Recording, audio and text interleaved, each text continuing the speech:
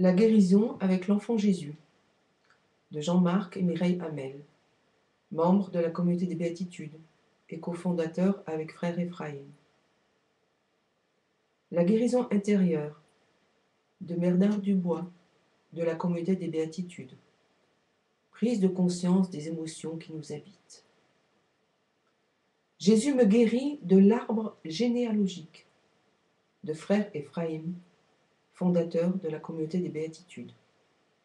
Évangélisons les profondeurs de notre mémoire, remontons le long des branches et du tronc, touchons les racines de notre arbre généalogique pour comprendre ces maladies, ces échecs, ces comportements que nous avons et qui nous empêchent d'être libres. Jésus me guérit de l'orgueil, frère Ephraïm. Jésus me guérit de la peur, du même auteur. Méthode de prière pour la guérison de l'arbre généalogique du père Maximilien Marie Duthène de la communauté des Béatitudes. Pourquoi et comment prier pour la guérison de notre arbre généalogique? Ce CD vous donne des conseils pratiques, concrets. À chaque messe, vous pouvez recueillir cette libération que vous attendez. Naaman le Syrien ou les obstacles à la guérison. Frère Silouane, qui faisait lui aussi partie de la communauté des Béatitudes, avant d'être condamné par l'Église.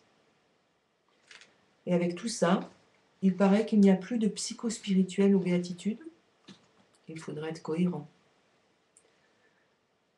Pourtant, le père Henri Donneau dit qu'il a réglé le problème de l'amalgame psychospirituel dans la communauté des Béatitudes. Permettez-moi d'en douter. Non seulement le psychospirituel y est partout à l'honneur, mais il est largement diffusé à l'extérieur de la communauté. Il n'y a qu'à consulter les programmes des sessions, organisés encore par la communauté des Béatitudes, et leur publication de livres de CD. Alors, plutôt que de rechercher le psychospirituel dans un passé imaginaire, le père Henri Donneau ferait mieux de consulter les catalogues catholiques de l'année 2012, dont je viens d'énumérer quelques titres, qui sont vendus dans un catalogue qui apparemment n'a rien à voir avec les Béatitudes.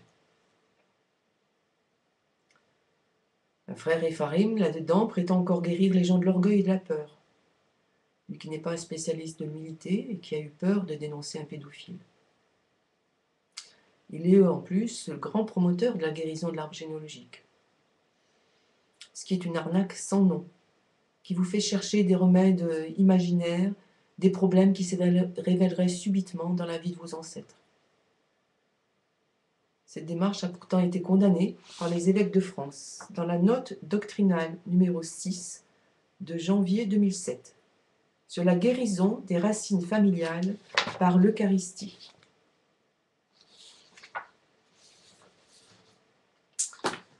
Alors, plutôt que de s'attaquer à Muriel Gauthier, dans bien des médias, comme il vient de le faire la semaine dernière auprès de l'agence France Presse, le père Henri Donneau ferait mieux de régler les problèmes actuels du psychospirituel aujourd'hui, en 2012, dans la communauté des Béatitudes, plutôt que d'inventer chez Muriel Gauthier des problèmes psychospirituels qui n'existent que dans l'imagination délirante et la pratique de ses membres des Béatitudes.